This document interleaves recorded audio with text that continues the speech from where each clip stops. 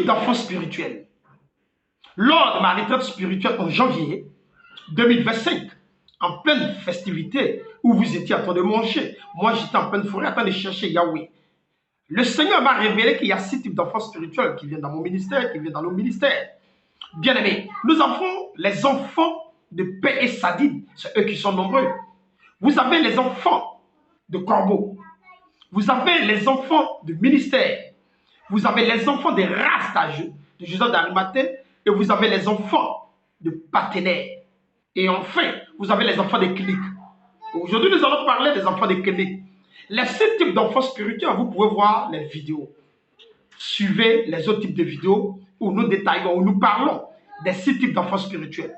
Bien aimé, je t'exhorte à regarder et à suivre afin de comprendre tu fais partie de quelle race, de quel type d'enfants spirituels selon la révélation que Yahweh m'a donnée. Aujourd'hui, nous allons entrer dans les détails et parler concernant les enfants cliniques, bien aimés. Qui sont les enfants cliniques, bien aimés? Marc 17, verset 11 à 19. Jésus se rendait à Jérusalem, passait entre la Samarie et la Galilée. Comme il entrait dans un village, 10 lépreux vinrent à sa rencontre. Se tenant à distance, et il élevait la voix et dit: Jésus, Maître, aie pitié de nous. Dès qu'il les eut vus, il leur dit: allez vous montrer au sacrificateur. Et pendant qu'ils y allaient, il arriva qu'il fut guéri. L'un d'eux, se voyant guéri, revint sur ses pas, glorifiant Dieu à haute voix.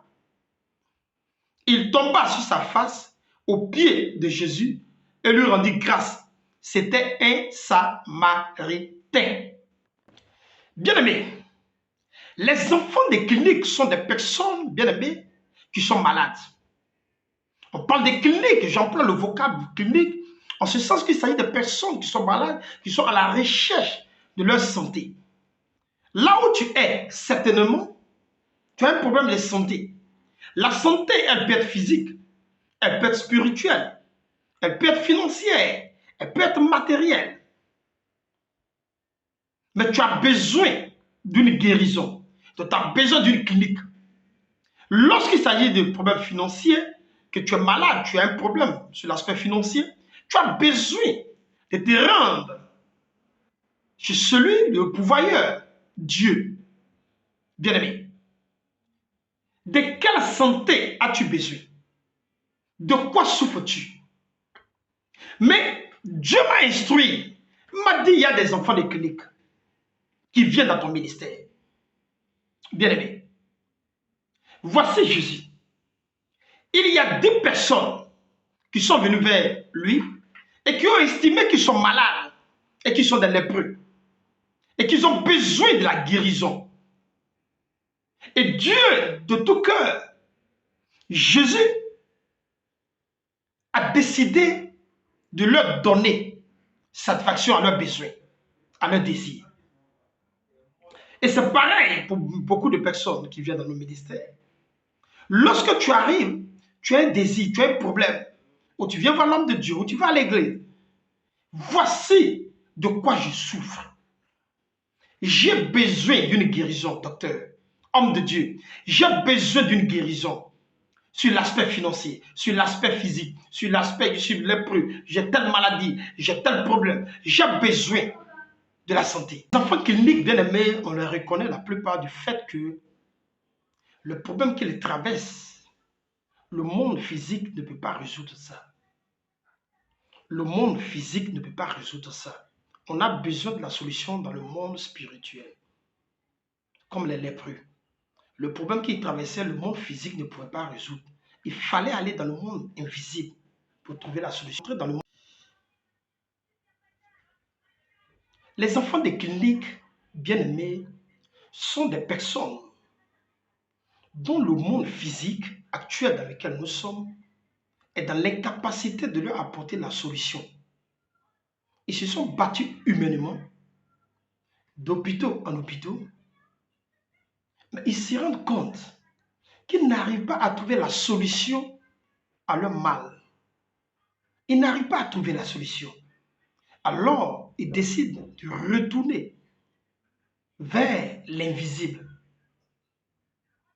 Bien-aimés, prenons le cas des lépreux. La lèpre était considérée comme une maladie incurable à l'époque. Donc, humainement, personne ne pouvait guérir.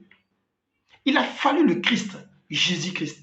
Seul, par la compassion, était capable de guérir cette maladie. Donc, les enfants des cliniques sont caractérisés par le fait qu'ils souffrent des maux dont humainement on ne peut pas guérir. Seul l'invisible est capable d'apporter la solution. Bien-aimé. L'invisible. Bien-aimé. Et quand ces personnes-là, ils viennent voir l'homme de Dieu ou l'homme spirituel capable d'entrer dans l'invisible, prendre la solution et venir leur donner, ils viennent vers ces personnes. Mais ce qui me choque un peu, c'est leur attitude, bien-aimée. C'est bon de venir voir l'homme spirituel, l'homme qui transporte les esprits. Car tout être humain a d'abord des esprits, mais les hommes de Dieu, les hommes spirituels ont des esprits. Ça, sachez-le. Si tu n'as pas d'esprit, tu ne peux pas être pasteur, tu ne peux pas être prophète. C'est impossible de l'être si tu ne transportes pas tes esprits. Et comme ces esprits-là sont capables de l'invisible apporter la solution, d'où la présence des enfants cliniques pour la solution à leurs problèmes. Nous allons lire la suite et vous allez voir ce qui me choque. Face aux enfants des cliniques, ils ont certaines attitudes, certains comportements que leurs ancêtres leur ont laissés et qui continuent jusqu'à aujourd'hui. Au XXIe siècle, ils continuent avec ce même comportement. Regardez un peu. Nous sommes dans Luc 17 toujours. À partir du verset 15, la Bible dit, l'un d'eux se voyant guéri, revint sur ses pas, glorifiant Dieu à haute voix. Il tomba sur sa face aux pieds de Jésus et lui rendit grâce. C'était un Samaritain. Jésus prenant la parole dit, les 10 n'ont-ils pas été guéris? Et les 9 autres, où sont-ils? En fait, les enfants des cliniques sont des rares personnes, sont des enfants. Ils n'ont pas, je ne sais pas s'il faut dire, ils ont la mémoire courte, ou ils n'ont pas la reconnaissance. Voilà 10 personnes malades, dont le monde physique est dans les capacités de les guérir. Ils vont voir le Maître, Jésus. Et Jésus entre dans l'invisible et leur apporte la solution, science tenante. Il dit, allez-y voir le sacrificateur.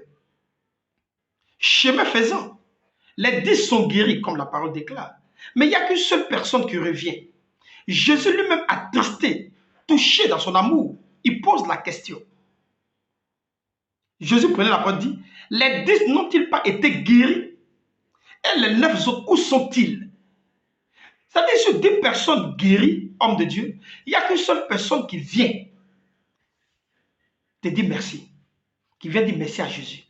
Les 9 autres, ils s'en vont. Les enfants des cliniques sont caractérisés des personnes qui n'ont pas la reconnaissance. Malgré tout ce que tu fais pour leur bien, ils ne reconnaissent pas le bien. Eux, ils ont eu leur santé, ils s'en vont. Ils oublient d'où vient la santé. Ils ignorent. Oh, ils ne savent pas que la santé, tu l'as gagnée dans l'invisible. Tu l'as pris dans l'invisible pour faire venir dans le physique. Jésus était touché. Et regardez comment Jésus va parler encore, le Maître. Ne s'est-il trouvé que cet étranger pour revenir et donner gloire à Dieu?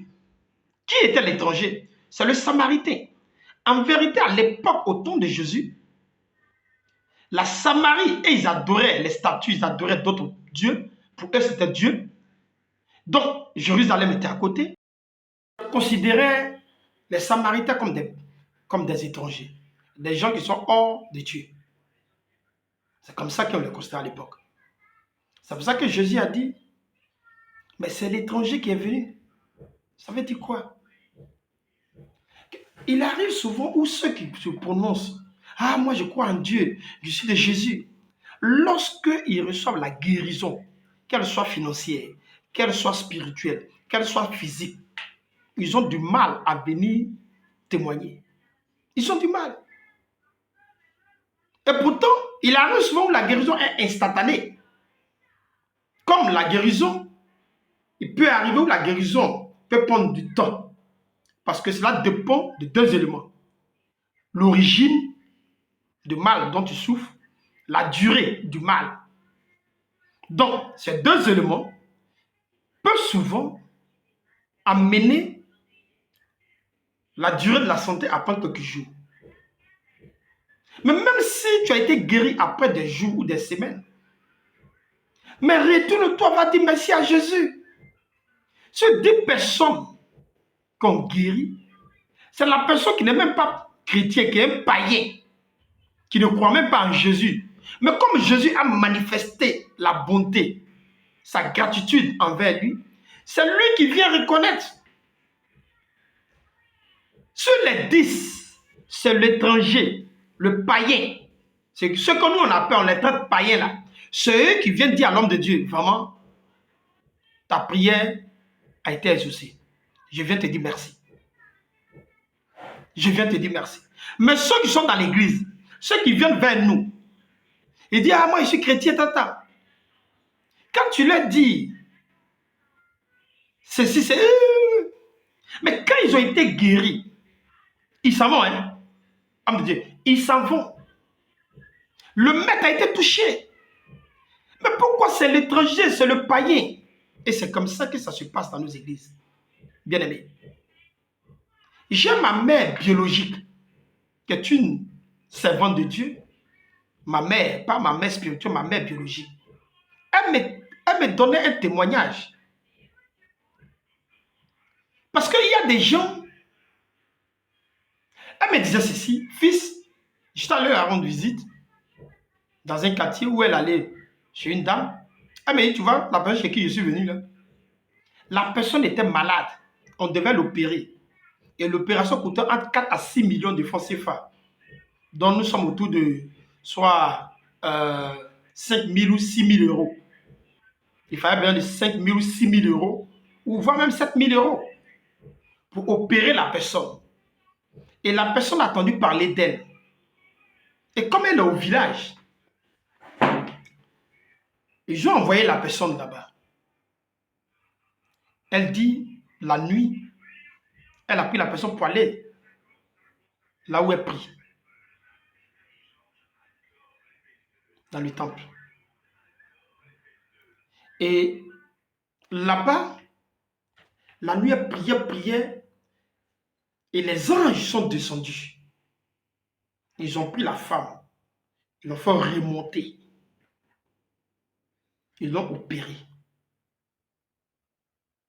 Et la dame elle-même, quand je vais lui demander, elle-même va m'expliquer ceci, elle va me dire qu'elle était couchée, elle a vu dans la vision qu'ils sont venus la prendre pour aller quelque part. Et elle a vu des gens bien en tenue blanche, tout. Ils ont opéré, ils ont remplacé les pieds, ils ont le cœur, tout ça, ils ont tout remplacé. Tout remplacé. Elle dit, on m'a opéré la nuit. J'ai vu des gens bien opérés. Et quand ils ont fini, on dit, c'est fini, c'est prêt. Matin, c'est réveil. Elle a été guérie. Or, ils ont programmé l'opération la semaine qui suivait. Les médecins sont quittés en France pour venir opérer la dame en Côte d'Ivoire. Elle arrive à l'hôpital le jour à la clinique de l'opération. Le médecin prend, on dit, mais où est la dame? On dit, la voici. Au lieu qu'on la mette sur chaise roulante, elle se lève, elle marche pour aller. Le monsieur, le docteur dit, mais c'est pas possible. Le rapport que j'ai reçu pour payer billet d'avion pour venir, la femme ne peut pas marcher pour aller au bloc. C'est qu'il y a un problème. On va les réexaminer. On réexamine la dame, tout a disparu. Le médecin s'arrête. On m'a fait déplacer de la France, de Paris, pour venir opérer quelqu'un en Côte d'Ivoire. J'arrive, on fait les examens, tout est propre. Mais je suis venu faire quoi? On lui pose la question à la dame. Qu'est-ce qui s'est passé? Elle va dire, Dieu m'a guéri. Gloire soit rendue à Hachem. Gloire soit rendue à Hachem. On dit, ah là où tu es allé, la personne a prié, là, vraiment, Dieu avec la personne. Donc les parents de cette dame, qui sont aussi médecins, ils ne s'en rendent pas compte. Donc ils vont économiser l'argent. Et ils vont lui donner presque quelques médicaments, ils ont donné à ses enfants, ils sont allés payer, et puis elle retourne à la maison. Bien aimé. Elle retourne à la maison. Comme toutes les autres personnes, lorsqu'ils reçoivent la guérison, ils n'aiment pas faire la reconnaissance. C'est pourquoi ils n'aiment pas, et je vais vous le dire, on va aller dans Matthieu 8, verset 1 à 3. C'est ça qui les énerve. C'est pourquoi ils n'aiment pas reconnaître, ils n'aiment pas venir dire merci là. C'est écrit dans Matthieu 8, verset 1 à 3. Allons-y. Et voici, un lépreux s'était approché, se prosterna devant lui et dit, Seigneur, si tu le veux, tu peux me rendre pur. Jésus étendit la main, le toucha et dit, je le veux, sois pur. Aussitôt, il fut purifié de sa lèpre. Le verset 3. Jésus étendit la main, le toucha et dit, je veux, sois pur, et aussitôt il fut pur, purifié de sa lèpre. Le verset 4 qui m'intéresse. Puis Jésus lui dit, garde-toi d'en parler à personne, mais va montrer au sacrificateur et présente l'offrande que Moïse a prescrite, afin que cela leur serve de témoignage. L'offrande. Jésus dit, tu es guéri d'une maladie incurable, d'une maladie dont l'être humain sur la terre n'a pu. La divinité t'a guéri. Va, Moïse a prescrit. Lorsque il s'agit d'un tel acte, va voir le sacrificateur et remets-lui une offrande. C'est l'offrande là que les enfants des cliniques n'aiment pas attendre. Dieu m'a guéri, j'ai reçu gratuitement. Dieu m'avait. Revenir témoigner et faire l'offrande, ils ne veulent pas. Et c'est en brousse que Dieu m'a instruit. Au lieu de donner gloire, et cette femme dont j'étais en train de témoigner pour le cas de ma mère, biologique, 5 francs, 1 €, elle n'a pas donné à la servante de Dieu. Et quand la servante de Dieu me parlait, je sentais l'amertume dans son cœur. Elle dit, 1 €, 1 franc, elle n'a pas donné. Elle n'a pas donné. Parce que venir témoigner du bienfait de ce que Dieu a fait dans ta vie, dans l'église, tu vas déposer une offrande. Et ce qui est normal. Et comme tu refuses de venir déposer, de venir reconnaître, tu t'en vas. Mais tu ignores une chose, enfant de clinique. La guérison que tu as obtenue provient de la divinité. Ah, tu ne sais pas. Elle provient de la divinité. Oui, elle provient de la divinité. Ce n'est pas en vain que Jésus dit, va présenter l'offrande au sacrificateur, afin que cela serve de témoignage.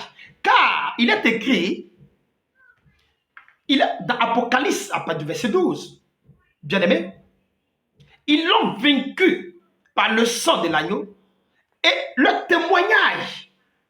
Ça veut dire le témoignage là, va clouer Satan et va donner gloire à Yahweh. Et des gens qui vont venir et qui vont voir que la divinité s'est manifestée dans la vie de telle personne à partir de tel homme de Dieu, l'homme de Dieu lui-même, il se rend compte qu'effectivement, la divinité qui est en lui peut guérir telle maladie, telle maladie, telle maladie. Les gens n'en veulent pas.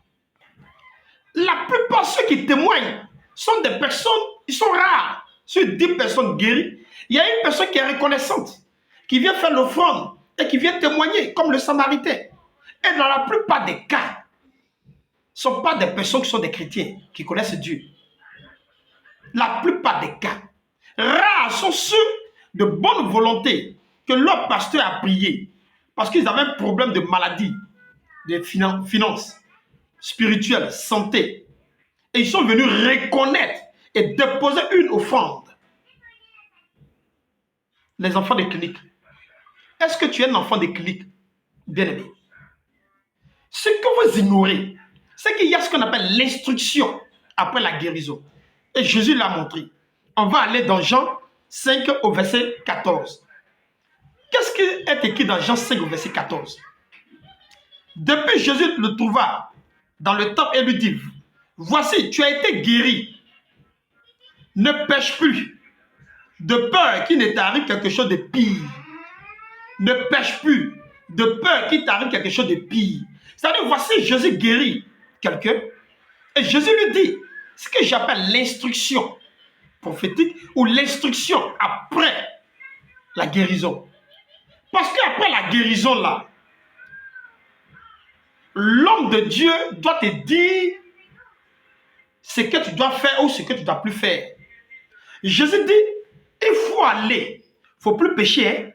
Si tu pêches, parce que la maladie a une origine. La maladie, le problème que tu transformes a une origine. Si elle n'est pas naturelle, elle a une origine. Va, ne fais plus ça, ne fais plus ça, ne pêche plus, ne fais plus ça.